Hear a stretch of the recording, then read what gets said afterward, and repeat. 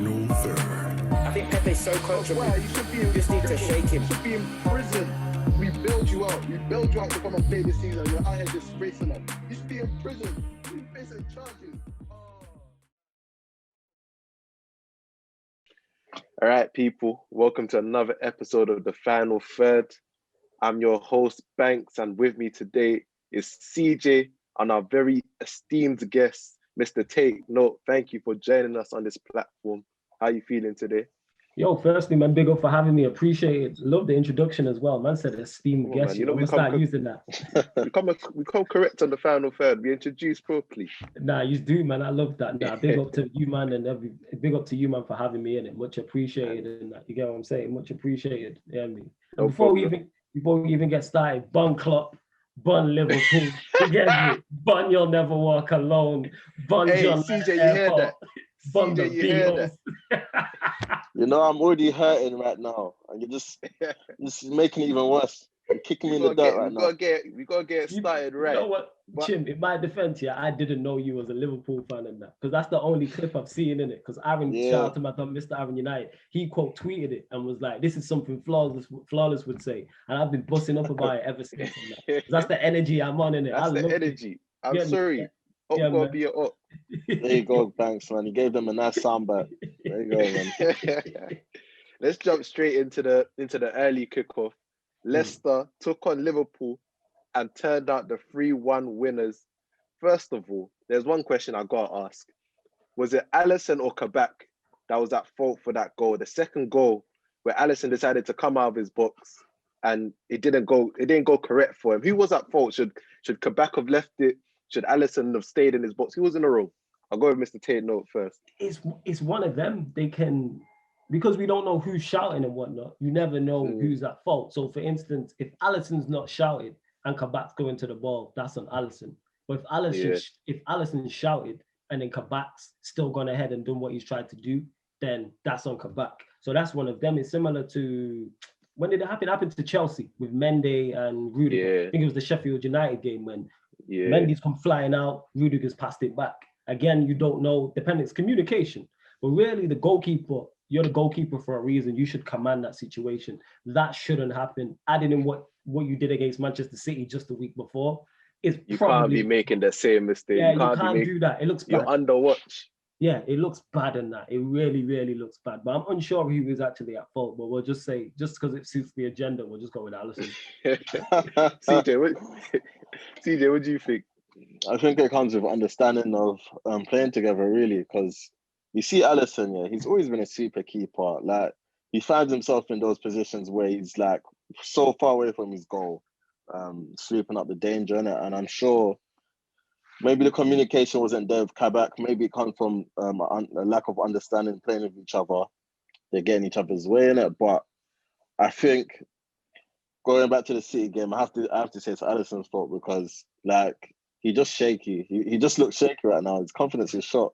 Weird. So, as a keeper, if you come out in that situation, take out your man, take the ball, take everything.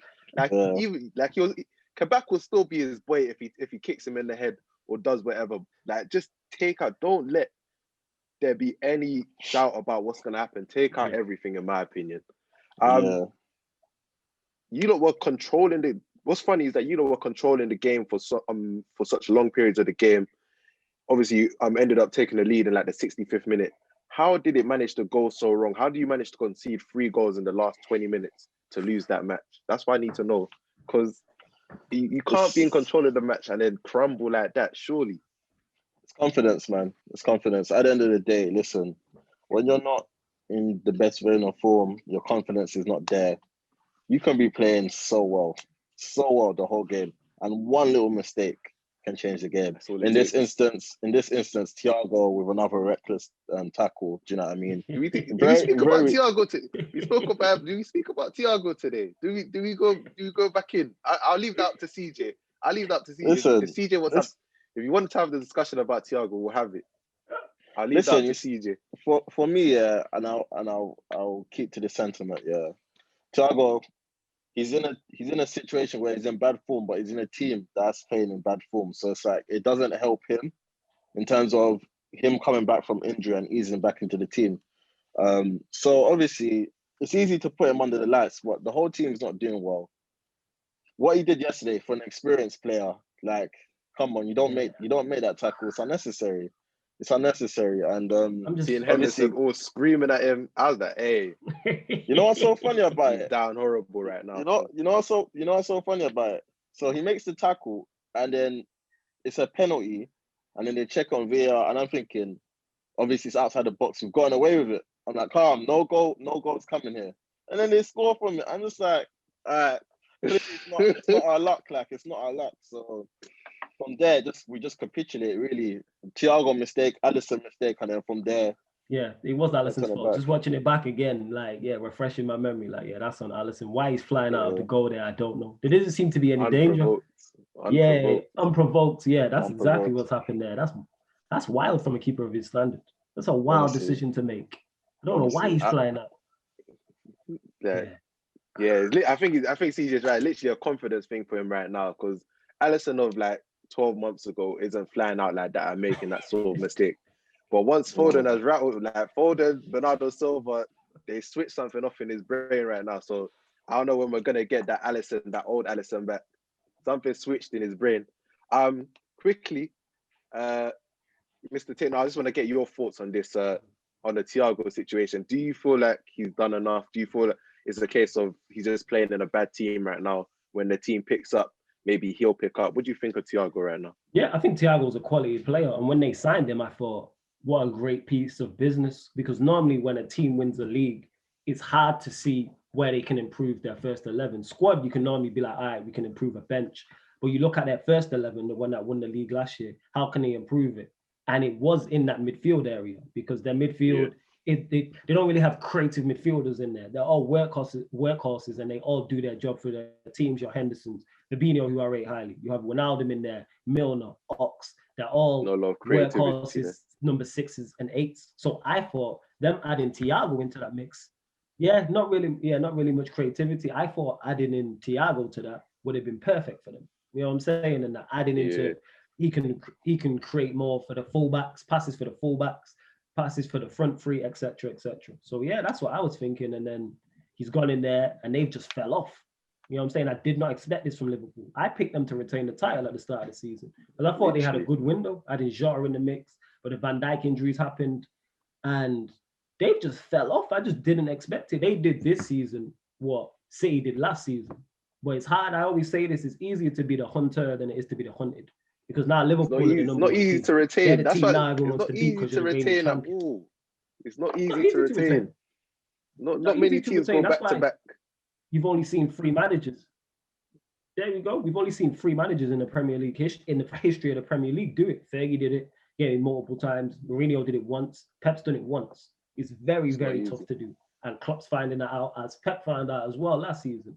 But yeah, that's my thoughts on Thiago. But once the team gets better and everyone's picking up form, I think he'll click into gear. Once he has Fabinho, Henderson next to him, Van Dijk back, I think they'll be all right. Quick note on Leicester. I just want to get your thoughts, you guys' thoughts quickly. Obviously, I think this is one of the bigger, apart from the Man City 5-2, another big win against the top 6 side. Where do we feel like they're gonna rank up at the end of the season? Because they're third now. They just dropped into third on goal difference. How do we see their season playing out? I think they will. I don't think they'll finish in the top 4. I think they'll do the same as they did last year, be there or thereabouts. But I think eventually their lack of quality will tell. I'm not saying Leicester have a good side, don't get it mistaken. But when you look at Liverpool are in a bad run of form, Leicester are having a great season. There's only 6 points in it. That's 2 wins. There's literally only 6 points in it. Manchester United is bad as a season we're having, being inconsistent. We're a level on points with them. Chelsea sacked their manager. I think if they beat Newcastle, they're only 3 or 2 points off them. So what happens? Leicester are going to have their bad run. So what happens when they have their bad run and the teams in and around them have good runs? Can they sustain that with their? I think it's just a lack of quality thing, even though they do have good players and a good manager. I guess it's a question of, can they learn from last season? Because last season they had a sizable gap on United before obviously the lockdown and stuff, and then they came back and they were arse. Do you know what I mean? And then they dropped out of the top 4. So it's a question of whether they can learn from last season or not. And I think they can. I actually think they can. I don't think they'll finish in the top 4 though, but I think I wouldn't rule it out because so you don't feel like they can learn from you don't think they're gonna learn from last season? I feel like they can learn from last season, but at the same time, I'm looking at Chelsea right now, and I support Liverpool, but I just don't see Liverpool not finishing in the top 4, regardless of the form that we're in right now. I just don't see us not finishing in the top 4, and I see Chelsea ascending. So I think it'll be a good fight. It'll be a fight a bit similar to last season in the end when you had Chelsea, United, and Leicester all going for the top 3 and 4 positions. But yeah, I don't think they'll get top 4 this season, but I wouldn't rule it out. Moving on to the late kickoff of Saturday, Jose Mourinho faced off against his old adversary Pep Guardiola, and Pep Guardiola had to put him over his knee. Ended up 3-0 at the Etihad. First question: was we surprised to see Mourinho go so defensive at the Etihad? No, absolutely not. Absolutely not. I told everyone this. Absolutely not. What did Dele Alli say in the documentary? All we do is kick it long and defend. This is why Spurs fans are upset. And I'm a Mourinho fan, but Mourinho at the top level in terms of competing for Champions Leagues and Premier Leagues has been over. Yeah, that's what I'm saying. And it's sad to see, man. It's like, I always use the analogy, it's like when a boxer boxes on too long and you see him taking punches and getting beat by boxers you shouldn't get and be beat by. That's Mourinho. Like, people of a certain age don't understand. At one point, this guy was the man. From 2003 to 2010, he was the guy, you get what I'm saying? Porto, Chelsea, Inter Milan. He was winning Champions Leagues, winning trebles, back-to-back leagues, setting records. That longest unbeaten home record is still there. So to see him at Spurs just in the mud, it's sad to see. But for me personally, it's not after what he did to United. It's not sad. Yeah, I love it, but like the pain he put us through. He did put us through pain. He did. I can't help but smile when I see him suffering again. And it's the Tottenham fans that assured us, now it's gonna be different this time. It's gonna be different. He learned from his mistakes. Mourinho was all on Sky Sports Studios telling us, "Oh yeah, I changed up my tactics. I'm coming with something different this time." Gave it the same nonsense, the same beefs with his player. Hey, facts. I can't lie. It makes me smile. It makes me smile personally. I get what you're saying from a United fan perspective. With my biasness and my pettiness, it's happy to see. But just from a football perspective, 100%. And that's where it goes to, innit? Because like from a football perspective, football's lost a great manager. Definitely. Yeah, that's what I'm saying. But I feel I'm not more critical. I laugh more at Spurs fans because I told them, every Spurs fan that would listen, we knew. The honeymoon period with Mourinho is fantastic. It's like Valentine's Day every day. It's like Valentine's Day every day when you first get it. Ironically, it's Valentine's Day today. But once that honeymoon period is over, you will suffer. And after they beat us the way they did, I was on Match Reaction with Spurs fans talking about they're going to win trophies, they're going to finish above us, blah, blah, blah. I was like, all right, you wait and watch. Now, but Spurs fans telling me now you were spot on. Ask a United fan or Chelsea fan about Mourinho. Just ask. We know. We had to live through it. Yes, we lived through it. Quickly, you lot's man of the match for that match. Who would you give it to? Man of the match for that match. You probably did he not get a goal and assist? Was it probably be Gundogan, isn't it? Yeah, he got two. I think he got two goals. Two goals. Yeah. Oh yeah, 2. That was it. Yeah. So you probably Give it Gundogan. For what he did to Sanchez as well, he's got to take it on. And Sanchez planking. Black History Month. We just took 1,000 steps backwards in our race for equality, fam. We took steps backwards. Sanchez, how you do us like this, man? Come on. At least know where the brother is. Man was all he was twist. You can't twist and then fall down. Do one or the other. Yeah, do one or the other. Had mash up, man. That is it was bad in it. Going out like Jerome Boateng. Like he's getting his teammates are roasting him about that. Roasting him. 100. Sanchez definitely sent that into a group chat. Say that again? Sanchez fell off, man. 100, yeah. From his first season at Spurs, where he looked like he was 21, 22 years old, I think. He looked like he's going to be a beast. Now, he's just the shadow of that, man. I think the thing is, like, we always saw, like, he had the raw physical and, like, he had the recovery pace and all of that. When you grow up, you need your defenders to become wiser, like, anticipate situations. You need to see that side of the development. And clearly he ain't really developed that side because he still gets caught out so much. A lot of what he does is so rash. So yeah, he definitely hasn't developed the way a lot of Spurs fans would have hoped he developed. Quickly, this may seem like a foregone conclusion, but I'm gonna ask it anyway. Where do we see Manchester City finishing first, and then where do we see Tottenham finishing? Oh, the league's done. It's been League's done. done. Before Liverpool, I was saying the league's done. I've been saying this. The only team I believe that could challenge City was Liverpool. And then when Liverpool have gone the way they've gone with the 3 home defeats, they're now double figures behind Manchester City. I don't see Manchester City losing 3 or 4 games and Liverpool winning all of them to catch them up. I think the gap is too big. They were the only teams they were the only team, to me personally, I think could stop them. I look at United, with our manager, we're too inconsistent. I don't see it. Leicester, no. Chelsea, again, are too far behind, even though I think they have a very good squad. But I think they'll finish in the top 4 comfortably. And then that's pretty much it, Villa, West Ham. So I think the league's done. Open and shut Case Johnson. I think it's finished. I second that. I think City, I think it was all about Liverpool, innit? And the moment Liverpool lost to Brighton at home, that was it. Because you don't have faith in anyone else. And you had faith, maybe a little bit of faith at that time in Liverpool. And, you know, they beat Tottenham, they beat West Ham. You thought, okay, they're back. And then they lose to Brighton. And then from there, they lose to City at home. I think that was it still. So City first. And I think in terms of Tottenham, top 6, definitely not top 4. I have no faith in them achieving top 4. But I just think that they're better than... I'm only giving them top 6 because I think they're better than West Ham. That's my own justification. It's not there's some Mourinho. fugazi sides in the top 6 right now. Whatever to West Ham doing in the top. We need to reset the league, man. We need to reset the league. Something went horribly wrong after lockdown. I don't know what it was. With Everton, they just got a good manager and you got some good players in there, and then that's why they're there. West Ham is they're just a hard-working, typical Moy side, like under Everton, ironically, where they're just hard-working. It's got hard-working players. The league ain't the best. On Spurs, they'll probably finish top 8, depending on if Mourinho lasts the season. If Mourinho lasts the season, which if they lose the Carabao Cup final, he might not. The new manager will go in there and get a bounce. Definitely, because them players are miserable. I'm telling you now, the players are miserable. When you're saying survive the season, are you saying that you think he'll get sacked? Possibly, yeah. I don't see Daniel Levy sacking him, you know. You don't reckon so? It's no, one I don't of them. see it.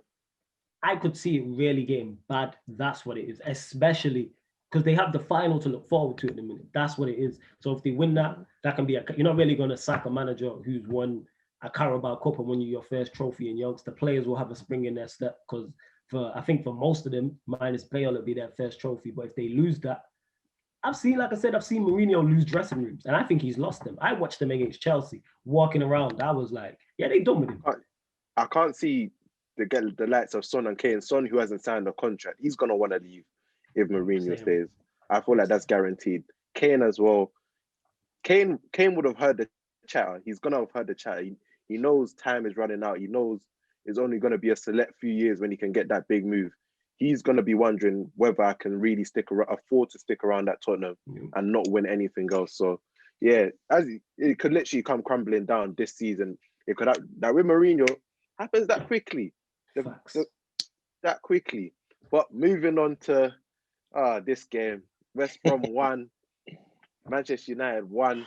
First question I'll ask is, did Manchester United deserve anything more out of that game? Did we deserve the 3 points? No, because we didn't create nothing. We didn't create anything against the team that's conceded the most goals at home in the league, 19th in the league, and we didn't create anything. We did not create one clear-cut chance in the game. So when people say, oh, why are you so negative when it comes to Manchester United? Because we play like that. That's nothing new. The only difference. That's the worst thing. When you tell them what's in front of their eyes, that we're not creating chances. If we don't put away the 1 or 2 chances that we get, we don't win the game. Yeah. They look at you like you're crazy. That's the thing. Like you're mad, and that's like exactly what it is. Crazy.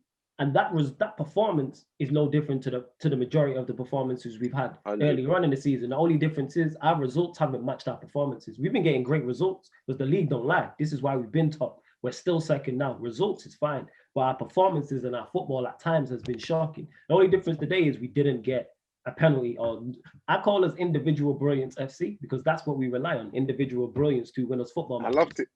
That's You know it. what this is? I love to hear it because it makes sure I'm not mad. It makes you're sure not mad. it just reaffirms that I'm not mad. That's what's Nah, important. That's That's what it what's is. important. Even your goal today came from that. It's a There we go. beautiful finish from Bruno. Beautiful finish. This is what we rely on to beat 19th, well, draw with 19th West Brom. When we played 18th place Fulham, a world-class goal from Paul Pogba Couldn't to create win us a match. nothing. Couldn't Couldn't create don't. nothing against these teams.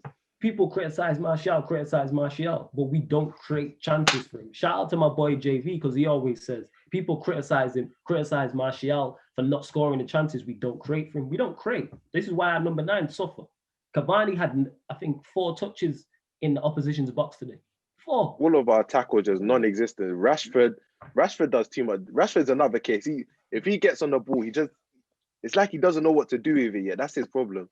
Because Like, there's no pattern, there's no system. That's what it is. There's a lack of pattern, there's a lack of a system. He's literally going off the dome with it.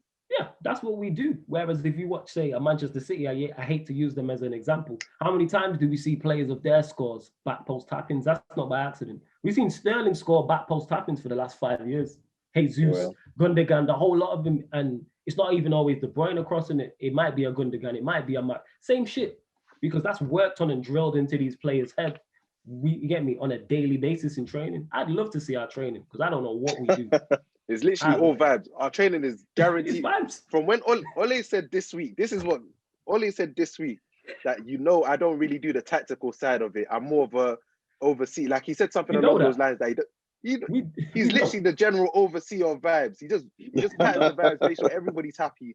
He doesn't do no tactics there's no way he does tactics because we see it on the pitch. We see them not being able to put any moves together. Nothing. One question I have to... Shout out to my bro Talks because he said we're just cardio and vibes. That's what we do in training. Cardio and vibes and that. Right? And that's all you see on the pitch. Hella running and just pure vibes. Only trying to take them to the cliff. Yeah, let's bring back the spirit of 99. Get on there. Give us some tactics, bro. Give us something. Trying to give us the cliff. Trying to give us some nostalgia. We don't care. Let's put some patterns together. Put something together, exactly. One question I have to ask. Can this centre-back partnership of Maguire and Lindelof take us to the promised land? Can this be a successful partnership for Manchester United? Thanks, you know the answer to this. No. I know the answer. I still got to ask the question. Is Maguire good? No. Is he as bad as most people make out? I don't think so, because he is literally playing next to Lindelof, who is the invisible man. If you watch back the majority of the goals Manchester United concede, I want people to do 2 things who are watching this. Look back at the majority, or any goal Manchester United concede, slow it down on YouTube. I guarantee, even if he's not fully at fault, Lindelof's at fault once, then what I want you to do is screenshot the person striking the ball, putting the ball in the back of the net. Lindelof is nowhere to be seen. Why are you not there when you're the centre-back? People are like, why is Maguire always all over the place? Because he's doing 2 man's job. Because Lindelof is never there. He is never there. Look at the goal today. And there was a free kick after that against... There was a free kick after that, and I think the same player who got dominated for that one. He got dominated for that one as well. But he didn't even compete. My man had a free header. Lindelof's the closest man to him, and he doesn't even try to stop him. At least Maguire's there. That's one thing this is my problem with Lindelof, because people are saying it's a foul today. We should have got a free kick for the bro. If you don't compete anyway for these headers, if you always look as if you're gonna lose these headers, the ref ain't gonna go back and give that the other way. He's not. Everybody knows Lindelof's got the reputation for being soft. Referee ain't gonna help you. Referee helps him. It could help him out of that situation. He's not gonna do it. He might do it to another defender, or he looks at another. He doesn't usually get roughed up like this. It must be a foul. Lindelof, they do anything to him because he allows it. Nah. With Lindelof, I wonder what Vidic thinks of him when he sees him, because bro, he's cotton soft. Look how far we done fell. Look how far we done fell. What was by injured? He was on the bench. He was on the bench. And this is the problem with Ole. Like, I don't know what. Obviously, I understand Bailly's had his injury problems, but recently, more or less, Bailly's been fit. Bailly's your best centre back. He took him out of the lineup against Liverpool when he was still fit, and he put in Lindelof. And people were saying, he kept a clean sheet. It's all fine. This centre back partnership is going to show you their arse eventually. If they don't do it now, they're going to do it eventually, and they've over the last couple of games they've done it. Everton game and then today. We can't go anywhere if we don't upgrade on that partnership. We can't. It needs to upgrade. Definitely needs to upgrade. But then even 80 then, million on Maguire. a better manager gets more out of that defense. You get what I'm saying? Like if you look 100%. at what Arteta is doing with Arsenal, I hate to use them as an example. Defensively, they're better than us, but their defenders individually are worse than us. We won't take any of their defenders. Maybe Gabriel, that's it. Turnier is a good fullback, but they've got David Luiz, Holding, Bellerin, who they're always slaughtering. Who else they got? Cedric. None of these it's not good. It's not good defense. But he has them He has them organized. You can organize whoever you want. You'd like. Obviously, individual errors will come into it, but organize. You know what I'm saying? And that you can organize poor defenders to make them slightly better. But it is what it is. This goes back to Ole. Ole is just vibes, isn't it? Yeah, man. Just vibes. No Cardio and vibes, man. Cardio and vibes. Where do United have to improve in the transfer market? Where do they have to look to improve if they want to be successful next season? New manager. First one. I like that answer. Literally, it was a trick question. It was a trick question because that's the correct answer. New manager, because our squad is wavy. Our squad has ballers. I look at our squad like I look at Chelsea's. And the reason why Chelsea was suffering because the manager wasn't good enough. Now they've got a new manager. You can see how they're flying. They had the squad there to play. United have the players there. Look at the attacking options we have.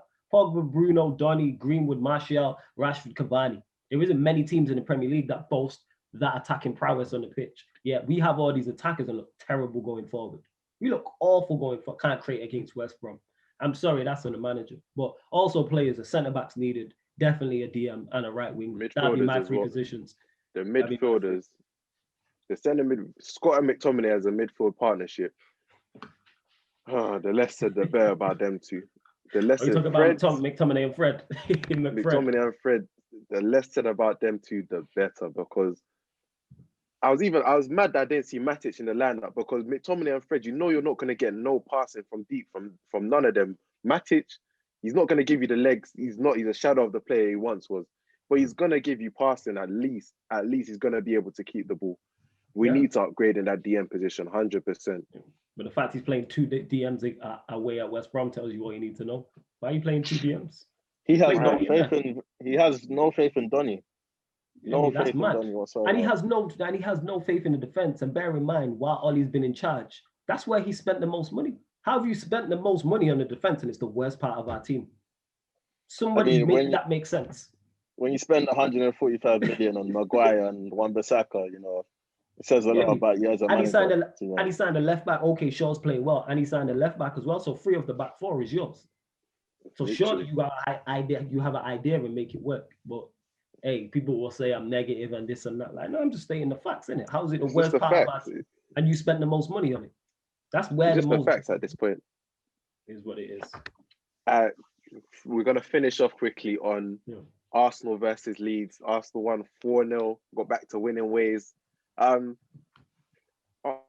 back. Is Aubameyang back? What do we think? Or do we give this the Leeds tax? The Leeds, see, you're my guy, Banks. This is what I like you. Leeds tax, man. You hear me? Leeds tax. No, Leeds like to bust it open for some teams. Leeds just bust it open, man. Leeds, they're either going to beat you 6-2 or you're going to get beat. They're either going to beat you 6-2 or you're going to beat them 6-2. That's Leeds, isn't it? Bielsa just go for it, which I do respect. He's just on a kamikaze thing. No matter where we go, he will play. We're going to play our game. Kamikaze thing. And you know what? Props to him because they're going to stay in the league, probably finish mid-table. So props to him. Yeah, literally. Nice to see Aubameyang back on the score sheet though, and scoring a hat trick. Bagged a hat trick. Yeah. Well, definitely the Leeds tax comes into it, man. Leeds just don't. Yeah. They're just it's reckless abandonment with them, man. Honestly, reckless abandonment. That's it. Literally, they're gonna leave you so much space, and you're thinking, am I allowed to attack? You'll be confused. Like, there shouldn't be this much space, but there's this much space. So you just got to take advantage of it, really. But you know what I love about it, though? At the end of the day, he's going to play like that against anyone. And your Leeds, you shouldn't be going to Emirates expecting to win. But if you're playing that same way against a Burnley, you're going to beat a Burnley. And that's why Leeds are where they are. Do you know what I mean? They're what? 11th now. I think Arsenal planned over. Like, and that's Arsenal great. scraped into the top half. Just I think. Just about. about. By Yeah, a man, point, just in there. Scrape. And Leeds still have a Leeds game even in have hand on them. they have a game in hand. They have a game in hand as well. Bottom halfway below. Get back.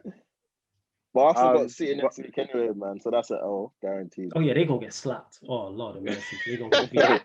Oh my God. But you said there's no faith in Arteta for Actually, do a little miracle. That being said, I don't think they'll get battered simply because Arteta will set them up to not get battered. I think they'll lose like Spurs, but I don't think they'll get battered like 4 or 5-0 or something. I can see a comfortable 2-0, 3-0.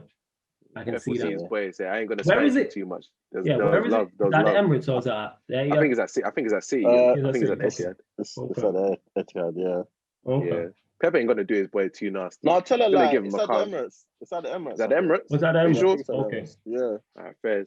Yeah, I can still see a 2-3-0. I can still see a City win, but yeah. I'm going to. Alright, people. Alright, people. Thank you for tuning in to the final third. We're gonna get Mr TakeNote just to drop his socials. Just want to plug him quickly. Lovely guy. You don't need to follow him everywhere where he says right now. Yeah, man, big up, man. Again, salute to you, man, for having me. Much appreciated, much appreciated. And you can follow me, people, on Twitter and Instagram. That's me flawless. That's me flawless on both those platforms. Make sure you subscribe to Sarcasm City TV as well. So many different shows on there. So obviously, mainly sporting shows, but we have sporting shows, current affairs shows, boxing, MMA, music, etc. We go live on the channel every day. So make sure you subscribe to Sarcasm City TV. You heard it here first, man. Thank you again, Mr. TakeNote, for coming on the channel. You've been anytime, brilliant. Man. Shout me anytime. Most definitely. Once again, guys, make sure you subscribe to the Final Third, the Final 3RD. Right. Follow us on the socials at the Final 3RD _. That's on Twitter and Instagram. Leave your comments, leave your likes, leave all of it on this channel. Thank you again for joining us, and good night.